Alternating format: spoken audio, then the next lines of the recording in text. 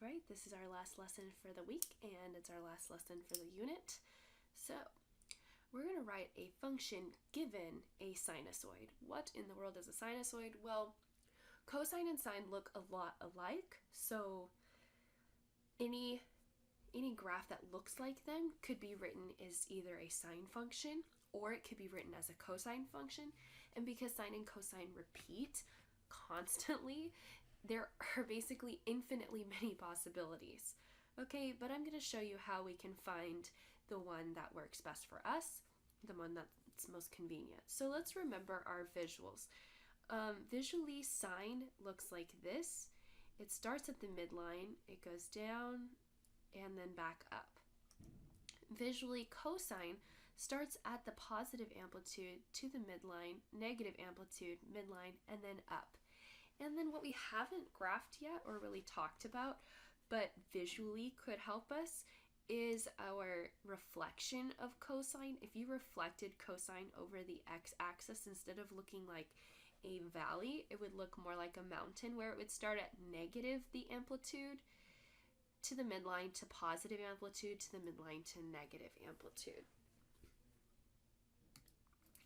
Okay, so example 1, write a function for the sinusoid shown. Before I even figure out stuff, I need to look at this function.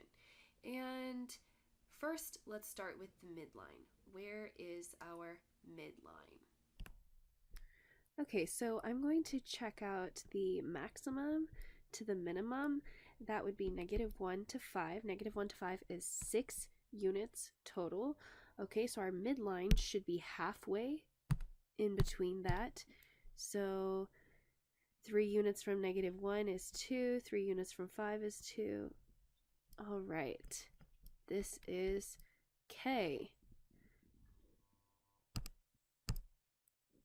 Y equals 2, K equals 2. Now, before finding phase shift, decide whether a sine curve or a cosine curve fits best. Remember our visual: sine, cosine, and reflected cosine. What fits best?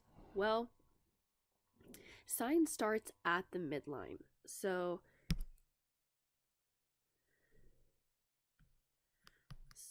then cosine starts at positive amplitude.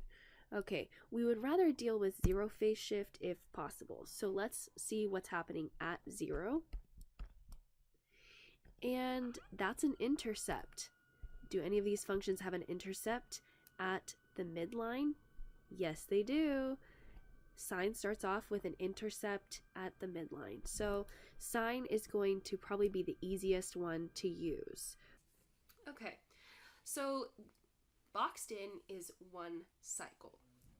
The period is the width of this 1 cycle. So we need to figure out what is this width. Well, if 4 units is pi, then 2 units over has to be half of pi. Woohoo! So our period, the width here, since it goes from 0 to pi halves, is just pi halves. The period is pi halves. Remember, period is 2 pi over b, so we're going to make this equal to 2 pi over b. Now you can use cross multiplication to solve for b if you can't see it. So 2 times 2 pi is 4 pi equals pi times b. Divide both sides by pi.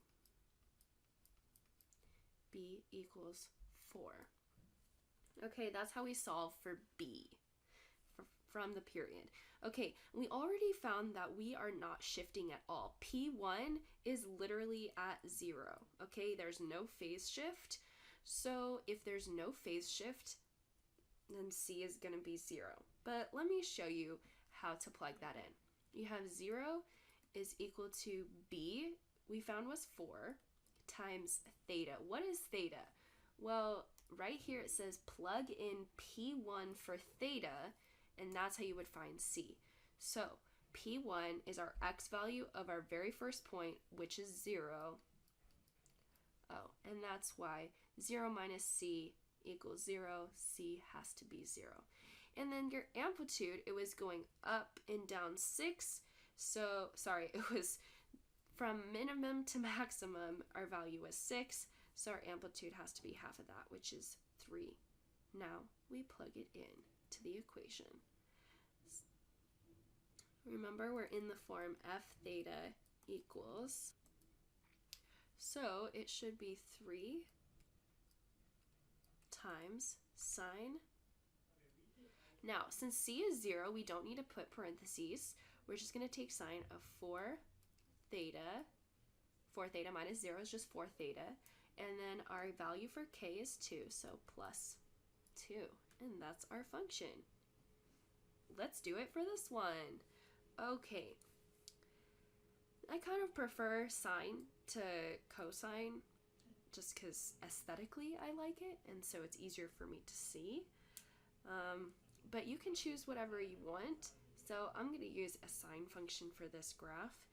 And that means that sine starts with an intercept. So the first intercept that I see that's closest to 0 is right here. It's halfway between 0 and pi fourths. Now remember, to find halfway between two values, you just take the average. So what's halfway between 0 and pi fourths? Well, that would be 0 plus pi fourths divided by 2. That's pi fourths divided by 2, which is pi fourths times 1/2, which is pi eighths. So P1 is pi over 8. Good to know. That's what you're going to plug in for theta over here. Pi over 8 is going to go in for theta. Okay, now our midline, that's easy. No vertical shift going on here. But now we need to box in or kind of zoom in on one cycle of this sinusoid. Now, if I have the starting point, but I also need to know the ending point so I can find the period, right?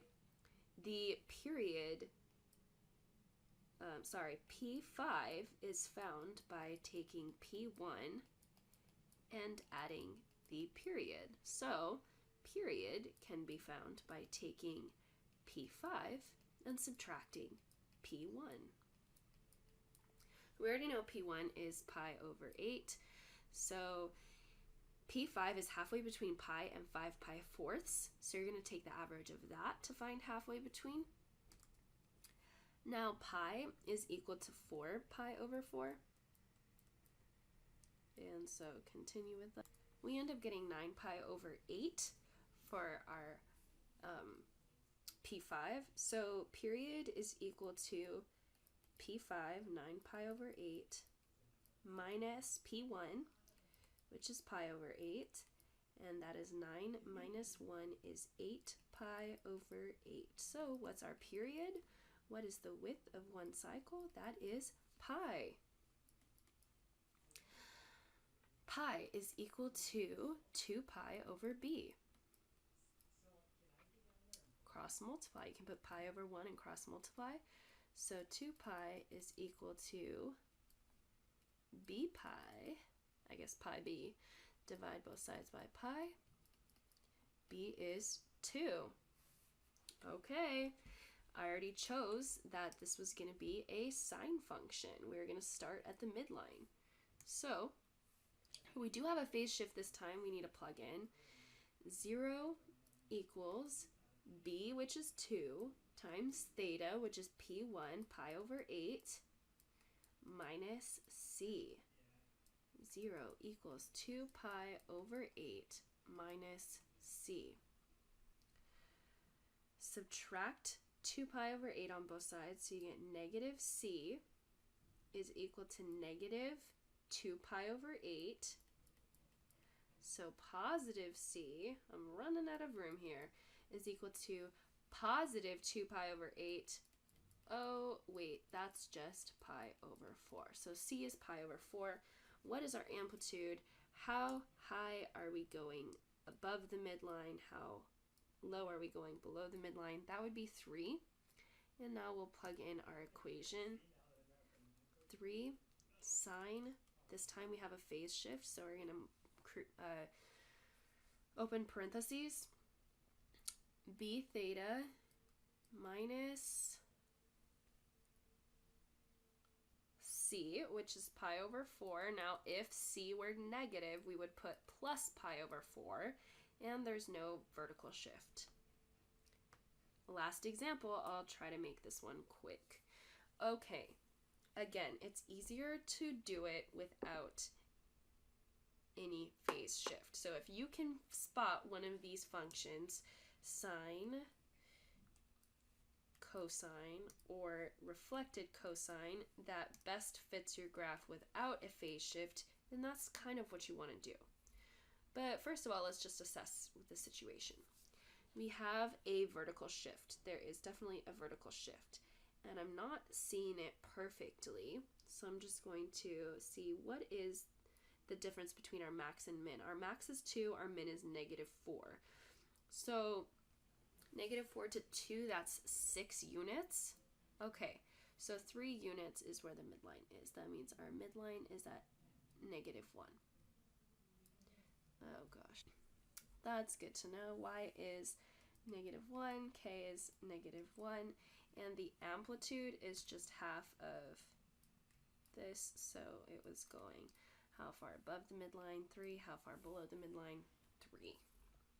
Still haven't decided which function we're going to use, but again, it's easier if you don't have a phase shift. So what's happening at P1 equals 0, at theta equals 0?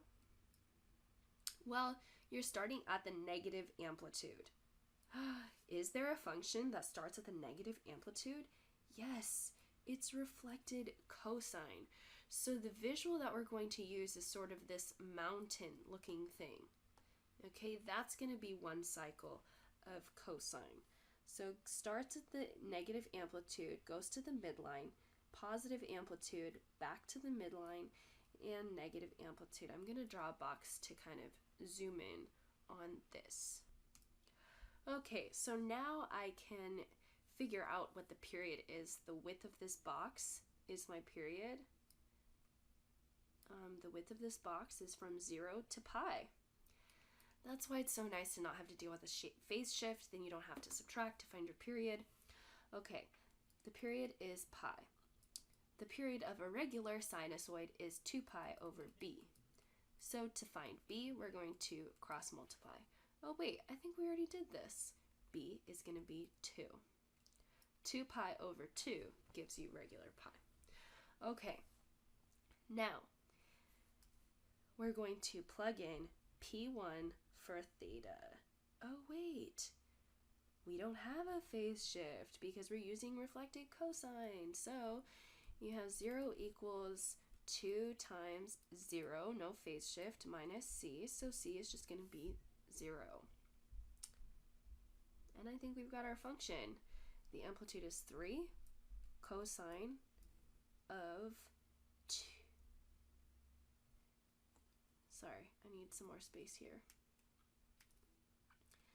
3 cosine 2 theta minus 1. But what does reflected cosine look like? Reflected cosine has a negative in front of its amplitude. A negative in front of the amplitude. So make sure you know that this one, that reflected cosine is going to have a negative in front of its amplitude. All right, have a great weekend.